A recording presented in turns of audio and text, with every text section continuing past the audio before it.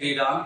देखो ईवीएम कैसे हैक होती है और क्या है ईवीएम हैक का सच समझते हैं इस वीडियो में। अगर हम ईवीएम की बात करें तो ईवीएम एक ऐसी मशीन है जिसको वोट काउंटिंग के लिए इस्तेमाल करा जाता है भारत में बड़े चुनाव के लिए। अब यहाँ पर देखोगे तो ईवीएम के तीन भाग है, पहला भाग ये रहा, दूसरा ये रहा और तीसरा ये छोटी सी मशीन देखोगे ये रहा। अब ये छोटी सी मशीन है, इसको बोलते हैं कंट्रोल यूनिट, यानी कि ये इस पूरी का क्या होता है, दिमाग होता है। पूरी की पूरी जो आपकी वोट होती है ना वो किस में ऐड होती है, वो इसी मशीन में, इस छोटी सी मशीन में ऐड होती है। जब आप किसी चुनाव चिन्ह को वोट देते हैं तो आप किसको बैलेट यूनिट की सहायता से वोट देते हैं। जैसे यहाँ पर देखो ये साइकिल का चिन्ह है, अगर यहाँ पर आप बटन दबाएंगे इस वाले बटन को आपका वोट कहां पर चला जाएगा, साइकिल पे चला जाएगा। और जैसे ही आपने बटन दबाया तो थोड़ी देर बाद यहाँ पर क्या होता है, एक पर्ची निकल कर आती है और उसमें चुनाव चिन्ह लिखा हुआ होता है कि आपने किसको, साइकिल को वोट दिया है। और फिर वो पर्ची निकल करके इस डब्बे में डल जाती है। तो इस तरीके से आपका वोट क्या हो जाता है, ऐड हो जाता है। पहले यहाँ पर वो काउंट हो जाता है और उसी की पर्ची इस डब्बे में डल जाती है। अब लोग बात कहते हैं कि हमने तो यहाँ पर साइकिल को वोट दिया था पर कमल को वोट चला गया। तो ऐसा कुछ नहीं होता, वो केवल बकवास की बात होती है, ऐसा इसमें कुछ नहीं होता। पर सरकार को यहाँ पर एक चीज और करनी चाहिए। देखो यहाँ पर क्या है, यहाँ से पर्ची गिरी, अब इस डब्बे में जाएगी तो इस डब्बे में क्या है, वो पर्ची दिख नहीं रही। यहाँ पर देखोगे तो वो पर्ची दिख नहीं रही क्योंकि ये क्या है, प्लास्टिक का डब्बा है। कई कई जगह पर ये क्या होता है, पारदर्शी डब्बा भी होता है, कांच का बना हुआ या ऐसी प्लास्टिक का जिससे वोट दिख सके कि कौन सी वोट इसमें गई है। पर हर जगह सरकार को क्या करना चाहिए, कांच से बना हुआ या मेनली ऐसी प्लास्टिक से, ताकि आर पार देखा जा सके कि हाँ हमारी पर्ची निकल करके इसमें डली है, साफ साफ देखा जा सके। ऐसा करना चाहिए सरकार को, ठीक है। अब इसके बाद क्या होता है, जब आपकी वोटिंग हो जाती है तो इन पूरी मशीन को पैक करके कहाँ ले जाया जाता है, स्ट्रॉन्ग रूम में ले जाया जाता है। जैसे आपका एक शहर है, उस शहर में कोई बड़ा सा स्कूल, बड़ा सा कॉलेज को क्या कर लेंगे, कैप्चर कर लेंगे पूरी क्या सीआरपीएफ, और वहां पर क्या होगा, वोटिंग मशीनों को रख देगी। आपके ही शहर में एक कॉलेज को ये रखा जाता है। अब इस स्ट्रॉन्ग रूम में देखोगे तो यहाँ पर क्या है, सारी की सारी वोटिंग मशीन रखी हुई है। यहाँ पर लाइन भी खींची हुई है कि कौन सी वोटिंग मशीन कहां पर रखनी है। तो इस तरीके से इसमें 24 घंटे इस कमरे में सीसीटीवी होता है और सीआरपीएफ इसको चारों तरफ से घेरे रखती है। अब इसमें देखो जाए तो आदमी है ना, ये तो अकेले आदमी को जाने की इसमें बिल्कुल भी अनुमति नहीं होती। जब भी जाया जाता है 5-7 आदमी मिल करके एक साथ जाते हैं, क्योंकि एक आदमी कोई गड़बड़ न करते इस वजह से, ठीक है। तो पूरी की पूरी सुरक्षा रहती है इस स्ट्रॉन्ग रूम में। इसके अलावा इस स्ट्रॉन्ग रूम के बाहर जैसे सीआरपीएफ होती है तो पार्टी के मेंबर, अलग अलग पार्टी के, जैसे बीजेपी के भी कुछ सदस्य हो गए, कांग्रेस पार्टी के, बसपा के, सपा के, सबके क्या है, सबके सदस्य इस रूम के बाहर खड़े हो सकते हैं और उनको पहरा देने की पूरी अनुमति होती है। अब यहाँ पर क्या होता है, ईवीएम किस तरीके से हैक होता है। देखो ईवीएम नहीं हैक होता, क्यों, क्योंकि ईवीएम को हैक, किसी भी चीज को हैक करने के लिए हमें कुछ ना कुछ जरूरत चाहिए होती है। जैसे या तो केबल के जरिए हैक होगा, या वाईफाई के जरिए हैक होगा, या इंटरनेट के जरिए हैक होगा। पर जो ईवीएम की मशीन होती है उसमें किसी भी तरीके का कोई भी इस्तेमाल नहीं किया जाता। जैसे ना उसमें वाईफाई होता है, ना ब्लूटूथ होता है, ना नेटवर्क होता है, ना केबल होता है, ना कोई ऐप इंस्टॉल हो सकता है, ना उसमें सॉफ्टवेयर अपडेट होता है, ना उसमें कोई कोड डाला जा सकता है, ना उसमें कोई पेन ड्राइव डलती, ना वो लैपटॉप से कनेक्ट हो सकता है, ना वो फोन से कनेक्ट हो सकता है। तो किसी भी तरीके से, जिस तरीके से हैक होती है कोई चीज, उसका किसी भी तरीके से कोई भी रिलेशन इसमें नहीं होता। इसलिए ईवीएम का हैक होना केवल बकवास बात है और ये हैक नहीं होती, ना ही अब तक इसको कोई प्रूफ कर पाया है कि ये हैक होती है।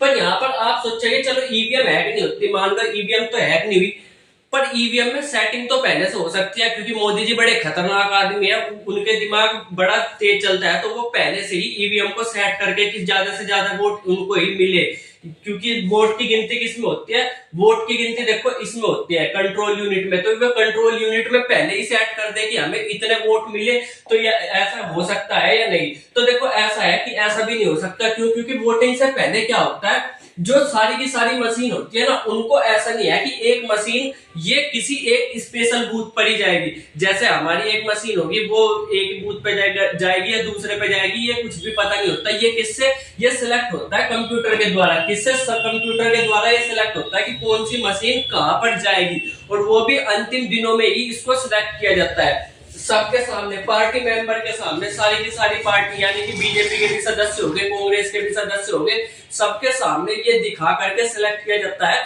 ताकि बाद में कोई भी विवाद ना हो।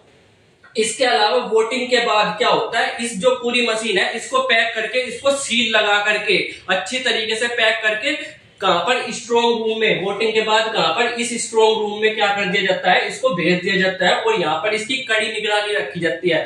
फिर क्या आता है, फिर वोटिंग का दिन आता है। फिर क्या होगा, वोटिंग का दिन आएगा और वोटिंग के दिन इसका क्या होगा, वोटिंग के दिन सबसे पहले इन मशीनों की क्या करी जाती है, सील चेक करी जाती है। अगर किसी भी वोटिंग मशीन में गड़बड़ दिखती है कि इसकी सील में कुछ दिक्कत है तो उसको क्या कर दिया जाता है, रिजेक्ट कर दिया जाता है, यानी कि उस मशीन की बाद में काउंटिंग नहीं होगी। और फिर क्या करा जाता है, वीवीपैट की दोबारा से जांच होती है। देखो यहाँ पर वीवीपैट की और मशीन की, ये जो डब्बा था, ये डब्बा था, इसमें क्या होता है कि ये डब्बा है, इसमें से स्लिप निकल के इसमें गिरती है, ठीक है। पर जो हम देखते हैं ना कि जब वोटों की काउंटिंग होती है तो केवल हम इसी को ही चेक करते हैं, केवल क्या करेंगे, इसी मशीन को चेक करेंगे और इसमें डायरेक्ट देख लेंगे कि कौन सी पार्टी को कितने वोट मिले। फिर इस ड्रामे का, इस जुगाड़ का क्या फायदा, ठीक है, इस डब्बे का क्या फायदा, जब हमें चेक करते हुए कि किसको कितने वोट मिले यही देखना है।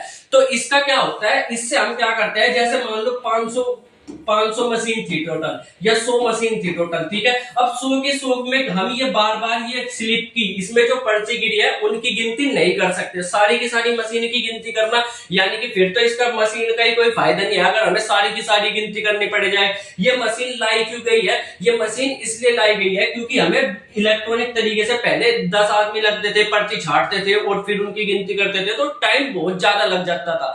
ये मशीन केवल इसलिए लाई गई ताकि इससे क्या हो सके, टाइम बच सके, क्योंकि इसमें एक झटके में देख लिया कि हाँ किस किस मेंबर को इतने वोट मिले, लिखा और खत्म करा, ठीक है। तो इस वजह से ये मशीन लाई गई। पर अगर हमें इसमें गिरी हुई सारी पर्ची ही चेक करनी पड़े तो फिर इस मशीन का लाने का फायदा क्या। तो हम 100 की 100 मशीन को चेक नहीं करते, हम क्या करेंगे, इसमें बाद में कोई भी 5 मशीन उठाएंगे, 5 की यहाँ पे काउंटिंग देखेंगे और फिर यहाँ पर क्या कर लेंगे, पर्ची गिन लेंगे। अगर कोई भी यहाँ पर गड़बड़ मिली, मिलान ना मिला कि हाँ इसको ये मिला था, इसको ये मिला था, तो यानी कि क्या था, इस वोटिंग मशीन में क्या होगी, गड़बड़ होगी। पर अब तक का ऐसा कभी भी नहीं हुआ है कि इस मशीन की इस डब्बे से मिली हुई पर्ची का मिलान ना हुआ हो, हर बार बिल्कुल सेम ही पत्ता है, ठीक है। तो इसलिए अब तक का ये भी प्रूफ नहीं कर पाया कि इसमें कोई गड़बड़ है या नहीं। तो फिर यहाँ पर क्या होता है, इसके बाद ये हो गया पूरा का पूरा, फिर रिजल्ट क्या हो जाता है, डिक्लेयर कर दिया जाता है, कौन मेंबर आ रहा, कौन जीतता,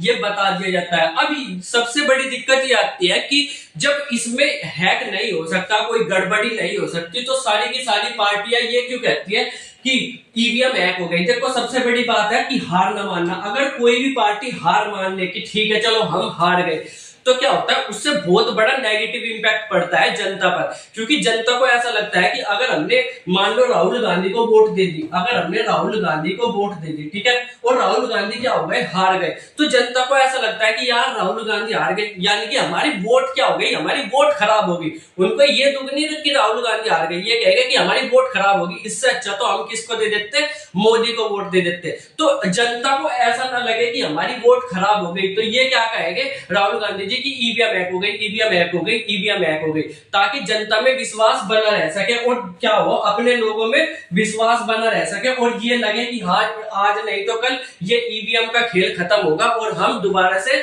जीत करके आएंगे। अब इसके अलावा क्या है, देखो सबसे बड़ी बात यह है कि मोदी जी का इस समय क्रेज तो है, भारत में बहुत तगड़ा क्रेज है। मोदी जी के फॉलोवर ऐसे है, चाहिए आप किसी भी सोशल मीडिया पे जाकर के देख लो, अगर आप वोटिंग करवाओगे राहुल गांधी मोदी जी, तो हर जगह क्या मिलेगा, मोदी जी को ज्यादा वोट मिलेंगे, यानी कि मोदी जी का क्रेज इस समय है। राहुल गांधी जी अच्छा कर रहे हैं, पहले के मुकाबले लगातार वो इंप्रूव कर रहे हैं अपने आप में, पर अभी भी राहुल गांधी को बहुत ज्यादा इंप्रूवमेंट की जरूरत है। अगर वो जीतना चाहते हैं तो उनको और ज्यादा मेहनत करनी पड़ेगी, क्योंकि मोदी जी बचपन से ही मेहनत करते हुए आ रहे हैं। मोदी जी बचपन से ही पार्टी में हो, वो जानते हैं कि जनता को किस तरीके से अपने पक्ष में करा जाता है। राहुल गांधी को अभी और सीखना है, और अगर राहुल गांधी जी सीखेंगे तो होपफुली वो आने वाले समय में प्रधानमंत्री बनेंगे। पर फिलहाल इस समय क्या है, मोदी जी पर जनता का अटूट विश्वास है और बना भी रहेगा। पता नहीं अब क्या होगा, कौन सी पार्टी जीतेगी। आप बता देना आप किसकी तरफ है, राहुल गांधी की या मोदी जी की तरफ। मिलेंगे अगली वीडियो में, तब तक के लिए बाय।